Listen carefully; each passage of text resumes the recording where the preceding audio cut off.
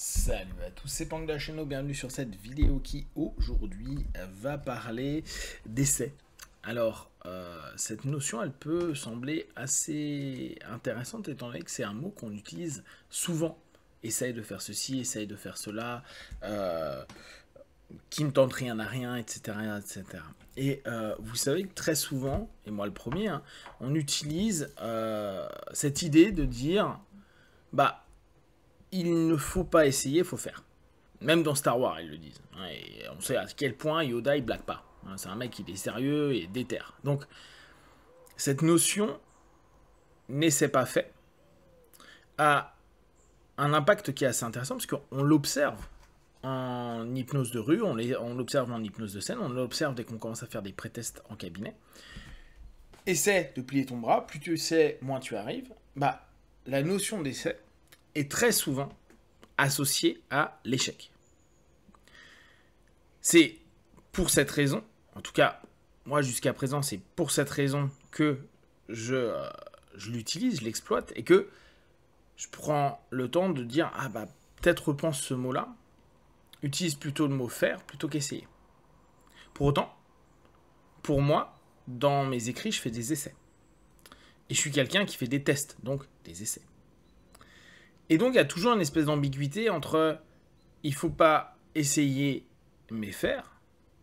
Et je comprends, hein, les Américains, je me souviens, ils disaient try and hope, donc essayer et espérer, il faut les mettre de côté, d'un point de vue sémantique. Et on peut comprendre. Si tu as associé l'espoir à quelque chose qui est vain, espérer c'est comme si rien ne se passera, et peut-être par une force X ou Y, quelque chose pourrait modifier les éléments, et ça nous met plutôt dans une phase passive, et essayer pareil, c'est-à-dire c'est pas vraiment s'investir vers, oui, là, effectivement, vaut mieux faire qu'essayer ou qu'espérer. Et puis, ce matin, en écoutant des éléments sur Emerson, il y a un moment où lui, il est énormément dans le principe d'essai. Alors Emerson, c'est Waldo Emerson. Il est beaucoup à dire essayez, faites, tentez. Et de ce que j'ai compris de la façon dont il le partage, ça serait plutôt dans le sens efforcez-vous à.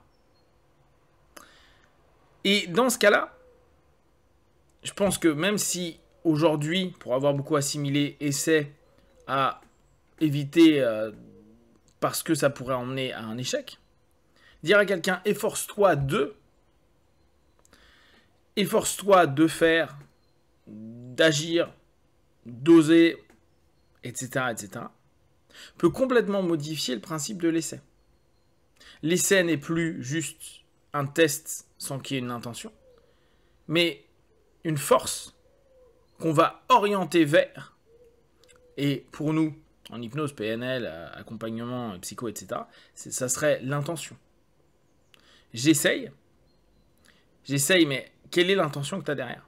Est-ce que c'est un essai pour qu'il soit fructueux? Est-ce que c'est un essai pour juste voir ce que ça fait? Est-ce que c'est un essai parce que on t'a dit d'essayer essaie cette goutte, quoi, tu vois, essaie. Et toi, tu fais moyen, bon, tu le fais, parce que pression sociale. Et derrière, il n'y a rien de spécial, ou tu n'aimes pas particulièrement, et l'essai est non fructueux. Par contre, si c'est l'intention de goûter, si je m'efforce à trouver du goût, si je m'efforce à comprendre ce que les gens aiment, si je m'efforce à avoir dès lors une direction, et donc où poser mon intention à ce moment-là, l'essai commence à devenir quelque chose de constructif. Et dans notre quotidien, ça commence à devenir quelque chose d'intéressant. Quelle est l'intention que je mets dans mon essai? Une fois de plus, quel cadre je vais avoir? Qu'est-ce que je détermine comme objectif dans cet élément-là que je suis en train de vivre? Et dans cette notion de s'efforcer, il y a quelque chose qui est actif. Or, on pourrait avoir l'impression que l'essai, c'est le minimum d'efforts exploités pour souhaiter éventuellement un retour qui pourrait valider une idée, un concept, un dit, une croyance. S'efforcer, ça nous met tout de suite dans une notion de travail, de labeur, d'énergie dépensée.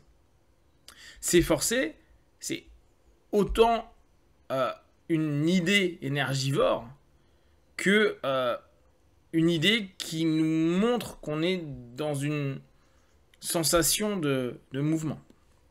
Alors, c'est là où ça peut être intéressant pour nous. Est-ce que quand vous êtes en train d'essayer de changer, par exemple, un comportement, vous êtes vraiment dans une intention, ou vous êtes déjà en train de vous dire, mon intention, si on devait en mettre un, mon cadre, c'est juste faire un essai, et c'est de voir si l'expérience que je fais, la technique que j'apprends, le conseil qu'on m'a donné, est valide ou pas.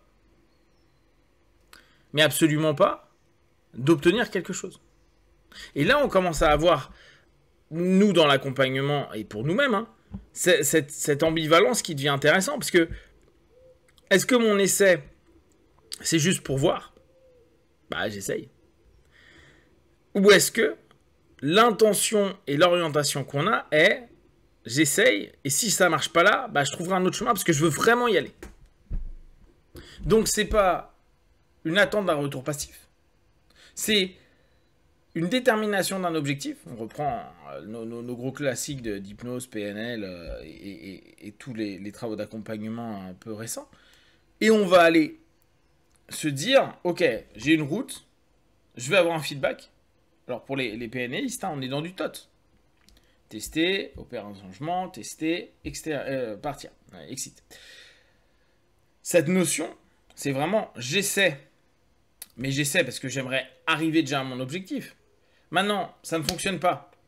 Donc, je vais prendre en compte l'ensemble des retours que j'ai pour commencer à modifier, transformer, recadrer, rediriger ma force, mon énergie, mon intention, pour à nouveau remettre en action, opérer quelque chose qui sera un nouveau test, qui est un nouvel essai.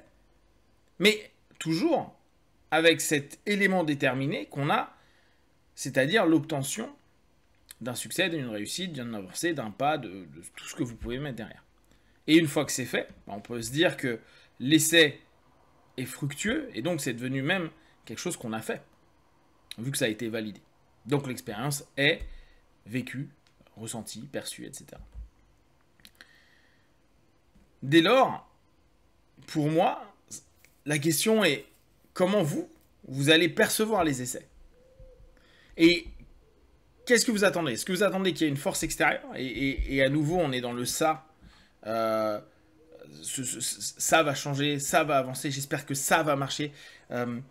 On l'a beaucoup avec l'hypnose, avec j'espère que mon subconscient va m'aider, que mon inconscient va m'aider, le ça, l'élément où on n'a pas prise dessus. Donc, paradoxalement, on y met énormément d'attentes. Bon, bah j'espère que ça va marcher. Oui, d'accord, mais c'est plutôt... Je vais faire en sorte que ça puisse avancer. Vu que ça, j'ai pas grand-chose et pas beaucoup de prise dessus, autant que moi, je fasse au max pour que.